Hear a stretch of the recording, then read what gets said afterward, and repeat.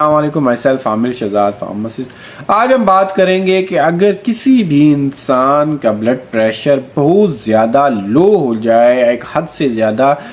कम हो जाए, आपका हो जाए, आपके किसी भी रिलेटिव का या कि आपके घर में मौजूद किसी भी शख्स का ब्लड प्रेशर अचानक से कम हो जाए, तो हमें इस हालात में क्या करना चाहिए और इसमें कौन सी ऐसी ख़तरनाक चीज़ें हैं कि वो बिल्कुल नहीं करनी चाहिए और इसका आप घर पे क्या का इलाज कर सकते हैं और किस हद से भी ज़्यादा गिर जाए तो आपको फौरी डॉक्टर के पास जाना चाहिए। तो कंप्लीट हम आज बात करेंगे कि अगर ब्लड प्रेशर लो हो जाए तो हमें क्या करना चाहिए। तो हम बात करते हैं कि सबसे पहले ये कि एक नॉर्मल ब्लड प्रेशर जो इसके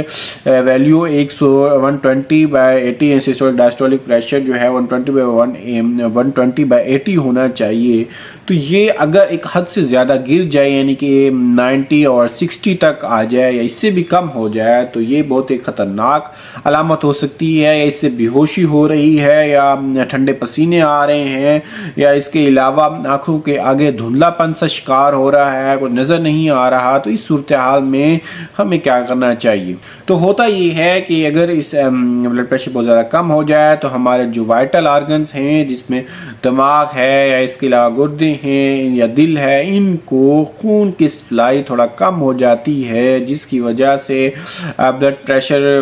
लो होता है और चक्कर से आना शुरू हो जाते हैं, धुंधलापन का शिकार होता है या ठंडे पसीने आना शुरू हो जाते हैं या हार्ट रेट, दिल की धड़कन बहुत ज़्यादा बढ़ जाती है। तो सबसे पहले बात करेंगे कि ब्लड प्रेशर कम होता क्यों है। तो सबसे पहली आम वजह डिहाइड्रेशन का होना है, यानी कि अगर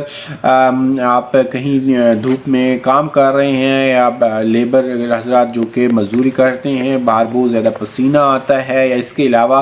अगर किसी वजह से आपको डिहाइड्रेशन हो गई है, आपका मैदा ख़राब होने की वजह से उल्टियाँ बहुत ज़्यादा की हैं, आप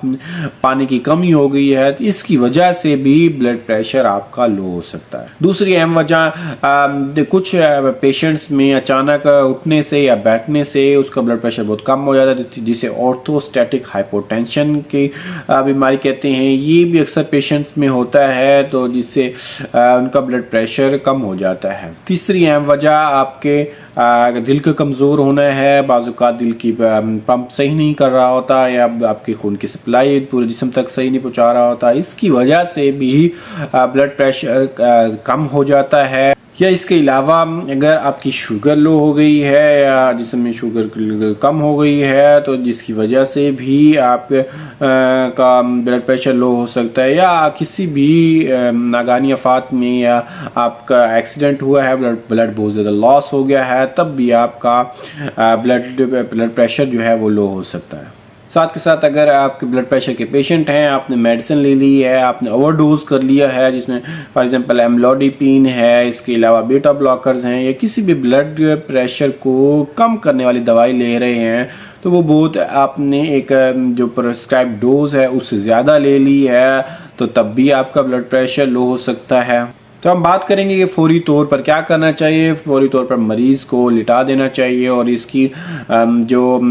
लेग्स हैं या टांगे हैं उसको ऊपर कर दें, ताकि उसको एलिवेट कर दें, ताकि खून की सप्लाई ज़्यादा से ज़्यादा जो है वो दिमाग तक जो है वो पहुँचे। और इसके अलावा अगर आपके पास ORS मौजूद है तो पानी में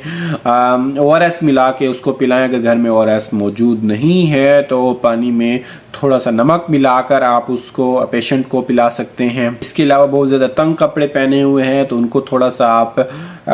ढीला कर सकते हैं या थोड़ा सा खोल सकते हैं, या